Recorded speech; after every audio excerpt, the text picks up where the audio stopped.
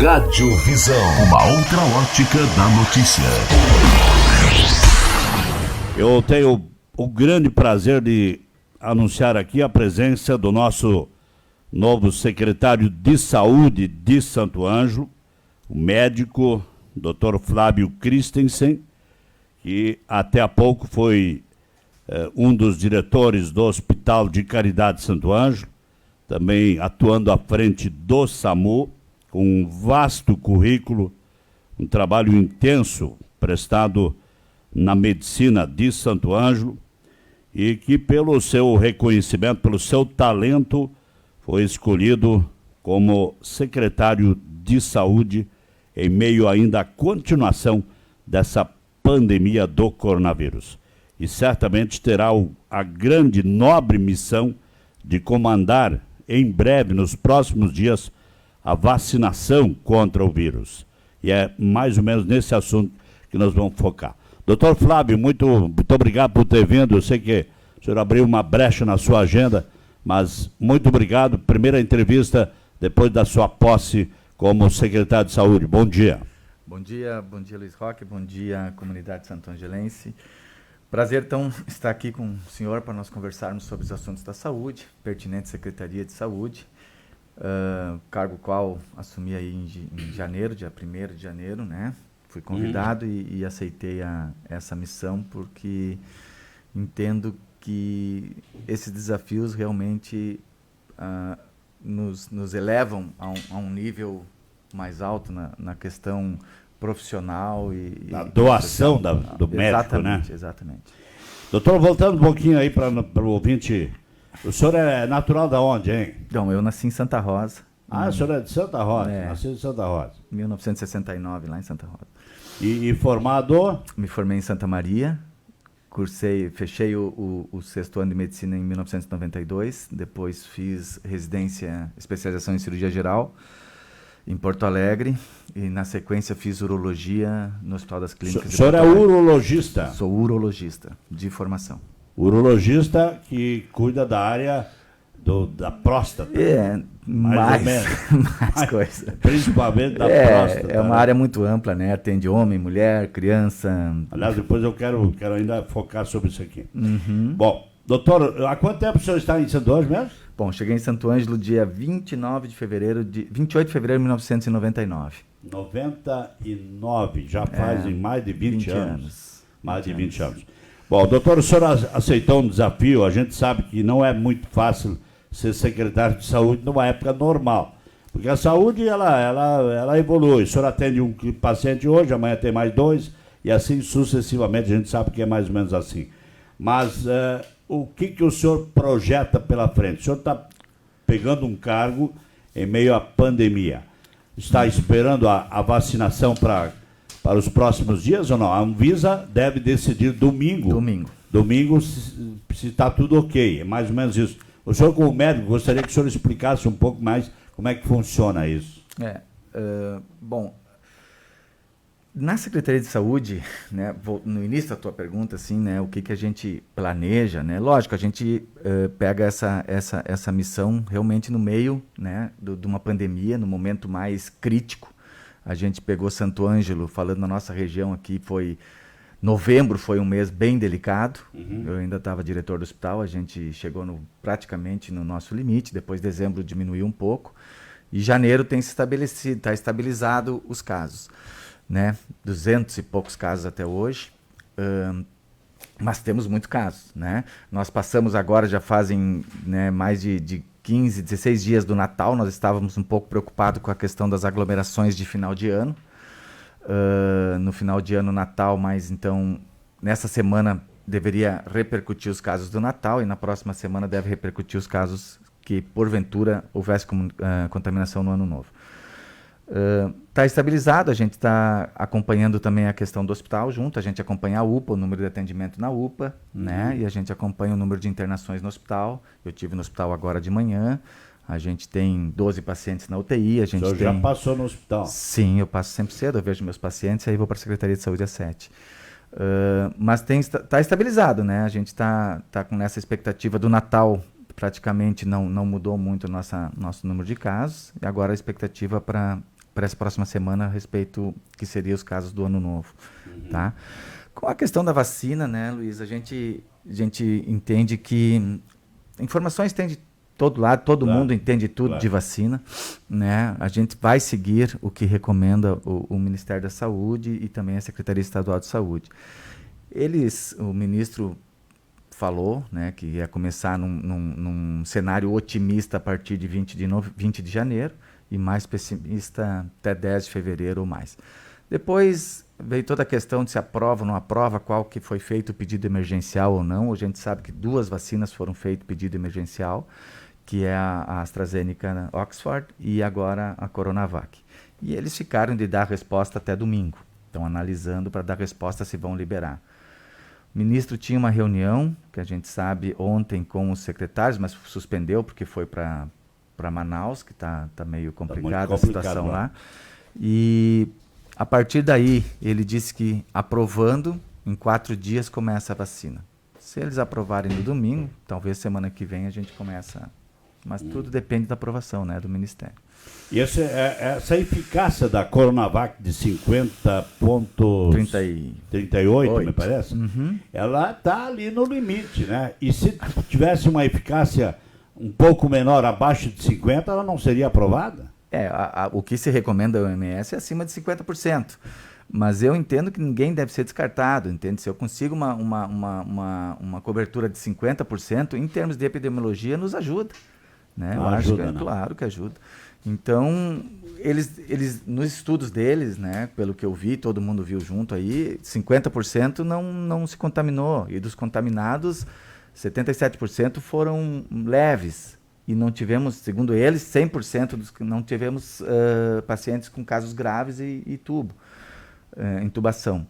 Talvez a amostra seja pequena, a gente não tem essa expertise toda de analisar a questão estatística, mas eu entendo que acho que vale a pena. Lógico, temos a Coronavac, que tem essa Coronavac tem a Oxford, que promete 70% com uma dose e 80% de cobertura com 2 doses. Aí já entra outra questão, se vale a pena fazer 1 milhão de vacinas para todo mundo, tu imuniza 1 milhão de pessoas a 70% ou imuniza 500 mil a 80%.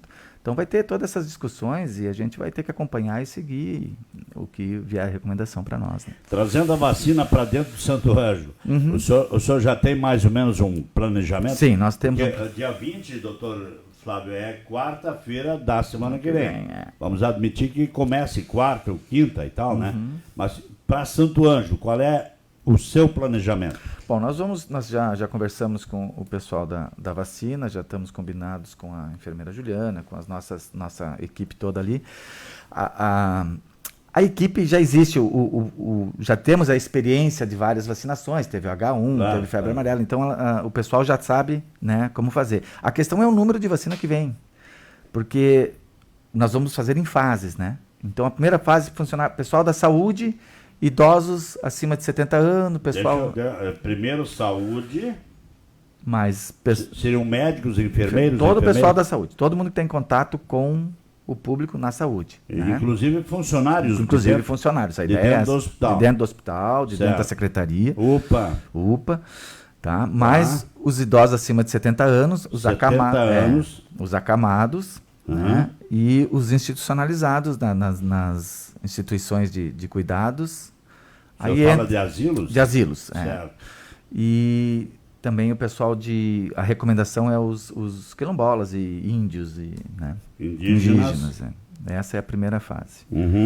Inclusive, dá para falar para o senhor aqui, para a comunidade, que nós temos um telefone, né, para a gente fazer o cadastro dos pacientes. A gente quer que os pacientes liguem para a Secretaria de Saúde para que a gente possa cadastrar os pacientes que estão acamados, que a unidade de saúde vá na casa, vai a domicílio vacinar esse pessoal em domicílio.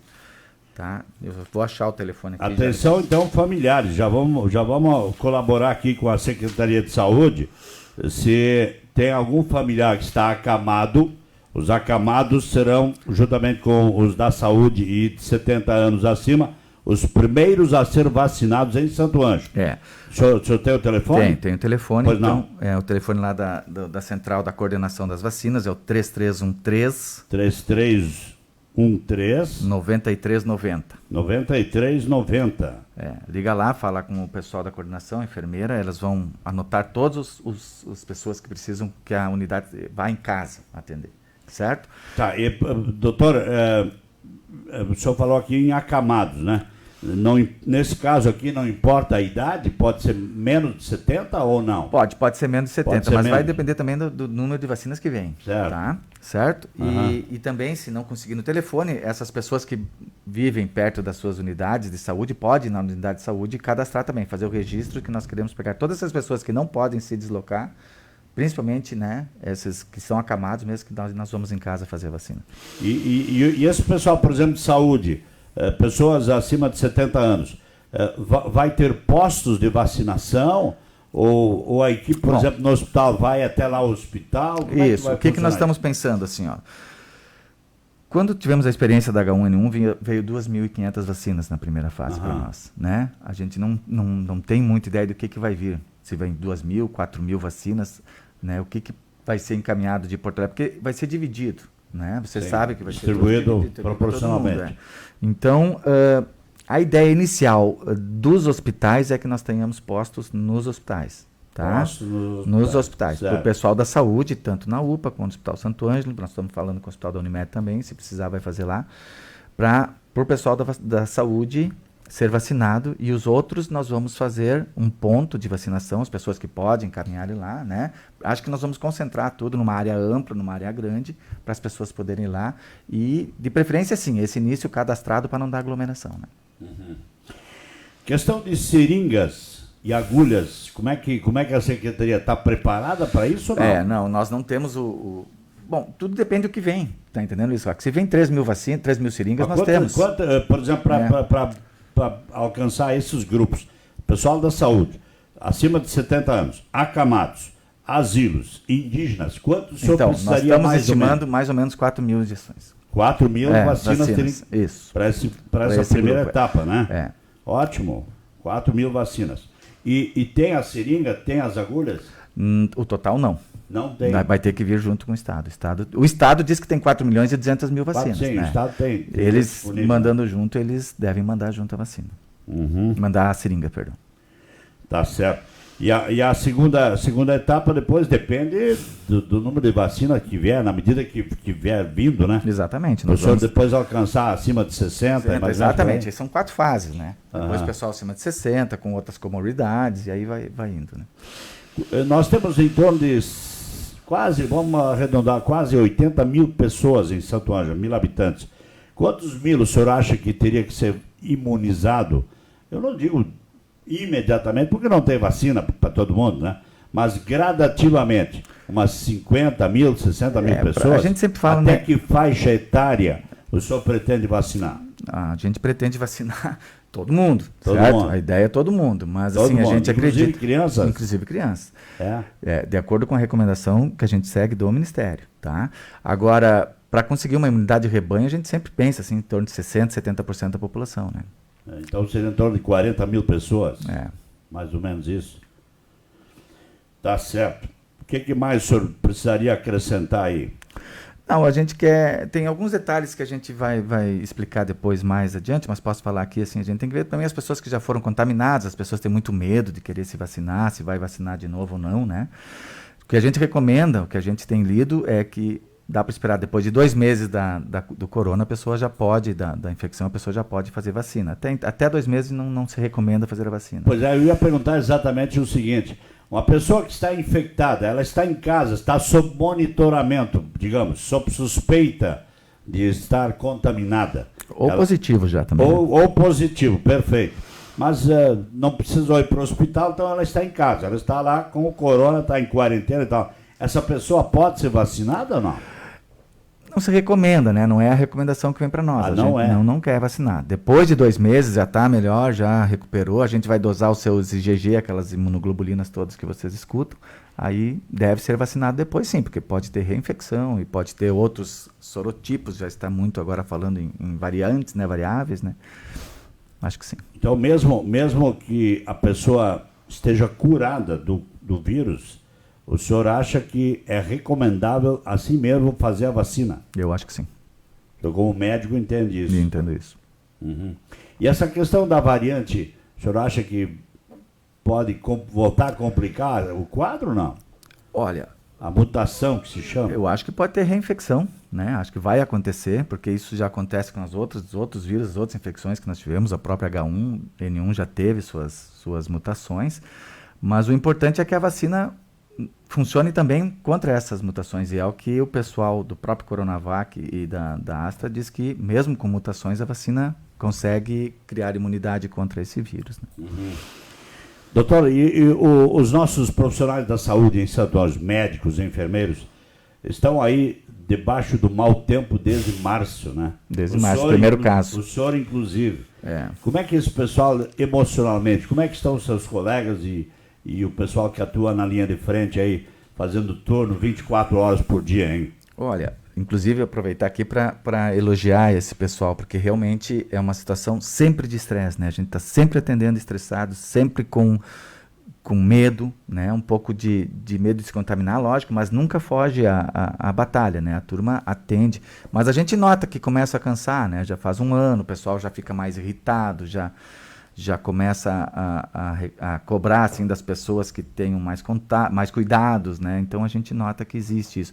Não sei ainda a notícia de alguém que chegou a se afastar por alguma questão psicológica, mas a gente vê que... Mas já teve médico infectado aqui, não? Sim, teve, né? já tivemos sim. Enfermeiros também. Também. Doutor, o pessoal começou tá começando a repercutir bem a sua entrevista. Aqui, por exemplo, tem um ouvinte que está sugerindo o seguinte: vacinar por agenda local, empresas, por exemplo. Temos a Fundimis, a Libem, a Coca-Cola e alguns em casa. É possível, por exemplo, fazer uma vacinação em massa nessas empresas, que são as que mais concentram trabalhadores? Por exemplo, a Libem tem mais de 1.000 funcionários, a Fundimisa tem 700, 800, a Coca aqui não sei quantos tem, mas é possível concentrar uma vacinação ali? É possível, assim, ó, equipe nós temos, estrutura nós temos, né? A questão é vir o insumo. Se vier a seringa e as vacinas, eu não vejo dificuldade de fazer isso. Uhum. Deixa eu ver aqui. Pergunta para o doutor qual a porcentagem de eficácia da vacina. Bom, aí cada vacina tem a sua variação. Né? Isso que eu falei no início, assim, a Corona anunciou eficácia global de 50,38%, a AstraZeneca, a Oxford fala em 70% com uma dose e 80% com duas doses, a Pfizer, que é uma vacina de RNA, ela fala em 90% de eficácia, né? Depende do tipo de vacina. Pessoal aqui, a curiosidade começou a aumentar, né? Bom dia, pessoal da segurança pública e privada, quando vão ser vacinados? É o Oswaldino que está perguntando. Bom, aí a pergunta é recorrente, depende da vacina. Depende da chegada da vacina. Depende da chegada do volume. Depois a secretaria certamente vai organizar um cronograma para alcançar todos. O que a gente pode comunicar, ou avisar, comunicar à sociedade, assim, ó, no momento que chegar, lógico, nós temos o maior interesse em fazer o mais rápido possível, as equipes vão estar sempre prontas, né? Chegou lá 5.000 doses, vamos fazer as fases de acordo com o cronograma que nos entregarem as vacinas. Aqui o senhor acho que já respondeu há pouco, mas atenção ao ouvinte, ele está captando agora a mensagem dele, a pergunta dele, ele quer saber se pessoas que já foram infectadas poderão pegar o vírus de novo. O senhor falou que tem impressão que sim.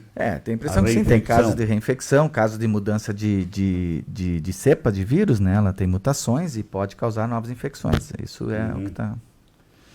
Doutor, derivando um pouco do coronavírus, nós estamos também com uma outra questão chamada dengue. A dengue no ano passado nós tivemos aí, foi um dos municípios mais infectados da região, até pelo seu tamanho populacional, né?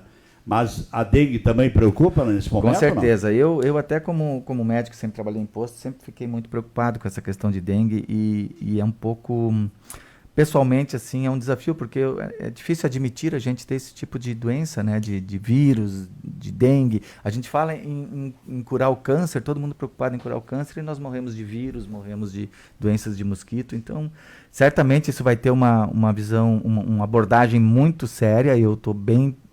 já falei até com o pessoal da vigilância, e hoje eu tenho uma reunião com a Zelenira e com o Bira. Nós vamos trabalhar forte. Eu gostaria muito...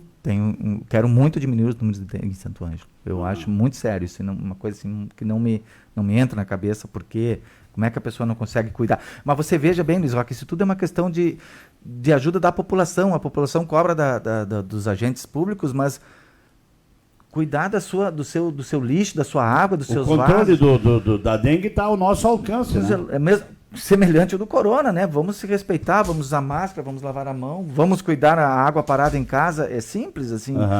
Então a gente pede também que a população ajude, porque a gente não vai poder cuidar de todas as casas e vigiar, enfim. E até porque tem toda uma questão que a pessoa pode se ofender, se magoar, enviar na minha casa, estão invadindo.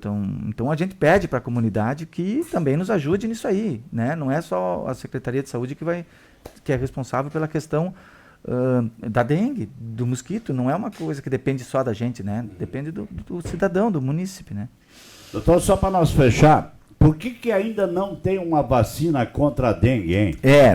Tem pesquisa, né? Já tem bastante pesquisa de vacina da dengue, mas nenhuma oficializada, mas certamente nos últimos... Mas a dengue é uma infestação aí secular, né? E o vírus... Em menos de um ano está aí a vacina. Está aí a vacina. Acho que tem muito uma questão de interesse mundial. O que eu acho mundial, o seguinte, aí, doutor, né? eu acho o seguinte, a dengue é muito menos contagiosa do que o coronavírus. Logo, teríamos muito poucos pacientes de dengue em relação ao coronavírus. Eu tenho a impressão que os laboratórios não têm interesse nisso. Ou tem? Ou estou errado? Eu acredito que toda doença é levada a sério e tem que ser tratada e tem que ser cuidada e prevenida. O que a gente fala essa questão toda vem com esse lance da vacina do Covid. Por que do Covid saiu tão rápido a vacina e dos outros não conseguem? Né? Então as pessoas discutem, não vou tomar porque é muito rápida, foi mal feita. É difícil eu te explicar. Eu acredito na vacina do Covid. Acredito que está bem feita, as pessoas têm condições hoje em dia, nós estamos um monte de gente super especializada estudando, tem um aporte financeiro grande, as fases foram feitas juntos, nós temos plataformas modernas para a vacina do Covid. Agora, a questão da dengue, realmente eu não sei te explicar porquê, mas deve sair logo, a gente vai entrar na onda dessa do Covid e vão fazer uma vacina da dengue. É que são 4, na real são 5 sorotipos de dengue, né? No Brasil tem 4 sorotipos. Talvez seja pela questão do tipo de vírus, mas realmente não sei dizer.